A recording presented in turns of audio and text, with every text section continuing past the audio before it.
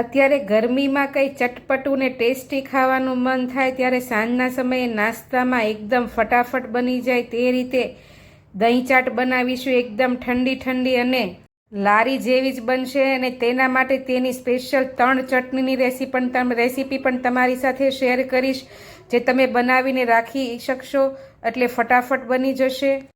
આ ચટણી તમે ફ્રીજમાં 15 દિવસ સુધી સ્ટોર કરીને રાખી શકશો, એટલે તમારે કોઈ પણ ચાટ બનાવવી હોય, દહીં ચાટ, દહીં પૂરી, સેવ પૂરી, તો આ ત્રણેય ચટણી ફટાફટ ઇઝી રીતે બની જશે અને રેસીપી પણ તૈયાર થઈ જશે। તો ચાલો રેસીપી બનાવવાનું ચાલુ કરીએ। દહીં પૂરી બનાવવા માટે પહેલાં મેં અહીં 500 ગ્રામ જેટલા બટેટાને ધોઈને ચોખ્ખા પાણીએ ચોખ્ખા કરી લીધા છે અને તેમાં સ્વાદ પ્રમાણે મીઠું નાખીશું, કુકરમાં એડ કરીશું અને જોઈતું 2 ગ્લાસ જેટલું પાણી એડ કરી કુકર બંધ કરી વિસલ લગાવી દઈશું અને મીડિયમ ટુ હાઈ ગેસની ફ્લેમ ઉપર 3 થી 4 વિસલ કરી લઈશું।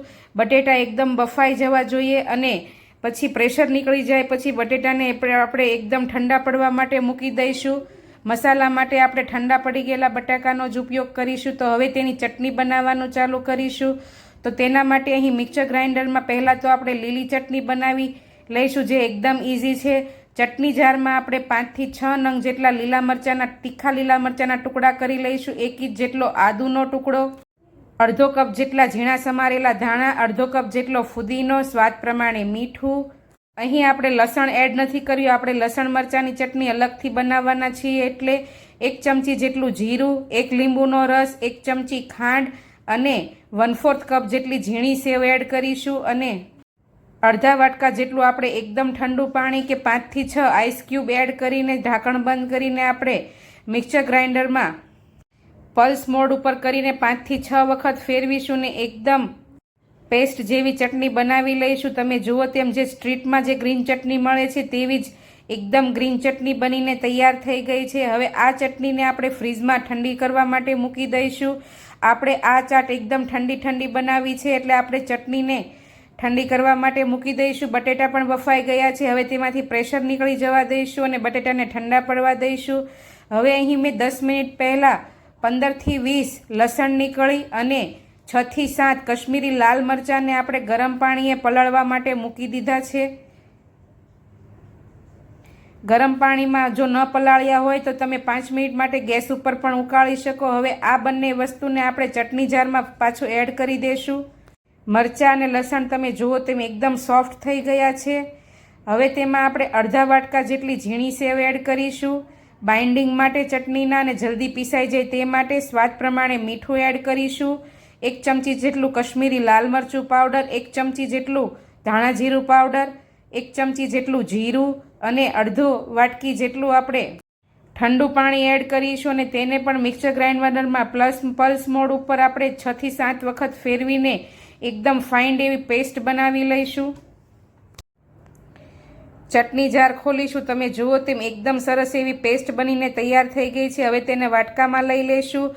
ચટણી જો તમને થીક લાગે તો ગ્રાઇન્ડર જારમાં થોડું એવું પાણી એડ કરીને, જેટલી તમારે ચટણી પતલી રાખવી હોય તે પ્રમાણે પાણી એડ કરીને તેમાં એડ કરી દેશું અને બરાબર મિક્સ કરી દેશું। તો તમે જુઓ તેમ જે બહાર ચાટમાં જે લાલ ચટણી મળે છે તેવી જ લાલ ચટણી બનીને તૈયાર થઈ ગઈ છે।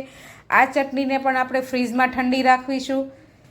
હવે આપણે અહીં આંબલીની ચટણી બનાવવાની છે, તો 1/4 કપ જેટલી આંબલીના ટુકડા લઈને મેં ગરમ પાણીમાં 10 મિનિટ માટે પલાળી રાખ્યા હતા। જો ન પલાળ્યા હોય તો તમે ઉકાળીને પણ લઈ શકો। તેમાં તેનાથી ડબલ એટલે કે 1 વાટકી જેટલો એકદમ ઝીણી કતરણ કરેલો આપણે ગોળ એડ કરી દઈશું, બંને બરાબર મિક્સ કરીશું અને ગેસની ફ્લેમને ઓન કરી દઈશું અને આ તપેલીને આપણે તેના પર મૂકીને 5 મિનિટ માટે મીડિયમ ટુ હાઈ ગેસની ફ્લેમ ઉપર ઉકળવા દઈશું, એટલે ગોળ પણ પીગળી જશે અને ચટણી પણ એકદમ આંબલી પીગળીને તેમાં કલર પણ આવી જશે। તમે જુઓ તેમ બંને વસ્તુ સરસ રીતે ઉકળી ગયું છે। હવે ગેસની ફ્લેમને બંધ કરી દઈશું અને બીજા વાસણમાં જારી મૂકીને આવી રીતે તેમાં એડ કરી આંબલીનો બધો જ પલ્પ ચમચી વડે આપણે મેશ કરીને લઈ લેશું।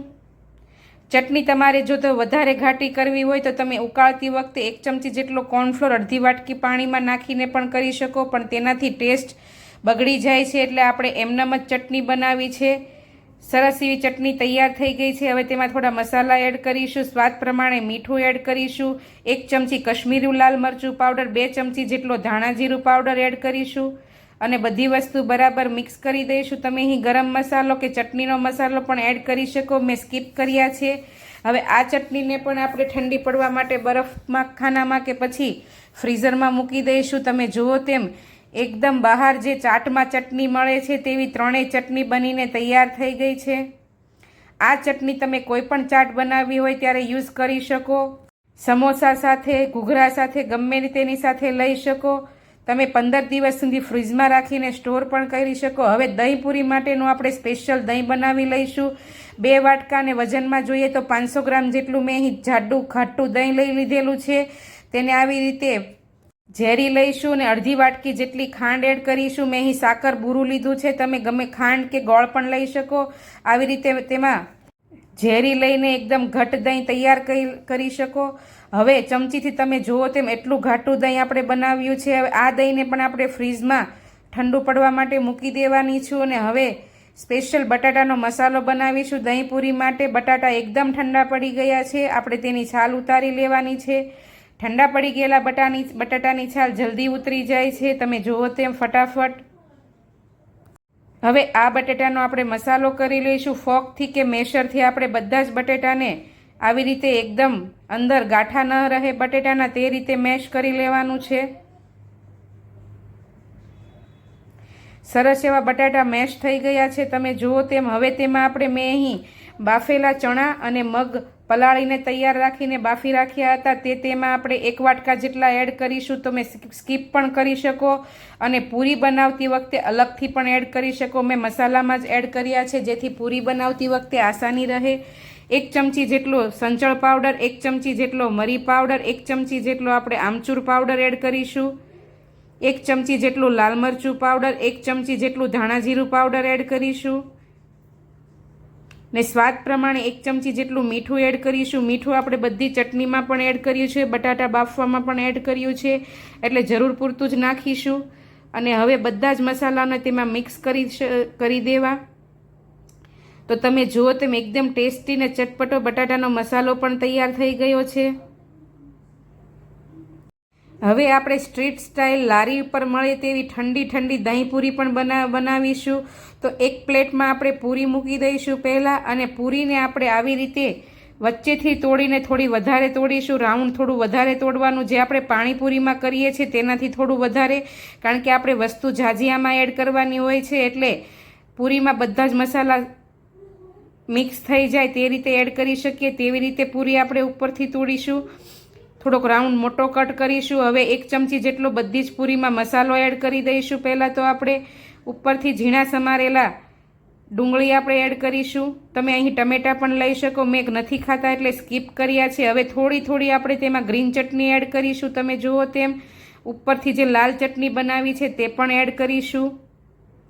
હવે જે આપણે ગળ્યું દહીં બનાવીને રાખ્યું હતું તે 1 ચમચી જેટલું પહેલાં તો બધી જ પૂરીમાં ભરી દઈશું. અને જે ગોળ આંબલીની ગળી ચટણી બનાવી છે તેના પછી તે એડ કરીશું 1 ચમચી. ગળી ચટણીને સાથે તીખી ચટણી સાથે ટેસ્ટ દહીંપૂરીનો ખૂબ જ સરસ આવે છે. ફરી પાછું તેમાં આપણે ઉપરથી દહીં એડ કરવાનું છે, થોડું થોડું 1 ચમચી જેટલું. હવે ઉપરથી આપણે અહીં ચણાની દાળ કે પછી મસાલા સિંગ એડ કરીશું.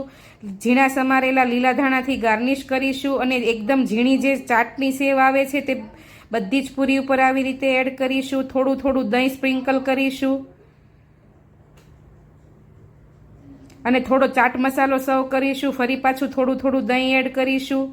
તો તમે જુઓ તેમ ખાવાની મજા પડી જાય તેવી એકદમ ઠંડી ઠંડી દહીંપૂરી બનીને તૈયાર થઈ ગઈ છે. મારી ચેનલ જોતા હો, વિડીયો જોતા હો, રેસીપી ગમતી હોય તો ચેનલને જરૂરથી સબસ્ક્રાઈબ કરજો, બેલ આઇકન જરૂરથી દબાવજો. આવતીકાલે ફરી મળીશું નવી રેસીપી સાથે. ત્યાં સુધી આવજો. જય શ્રી કૃષ્ણ.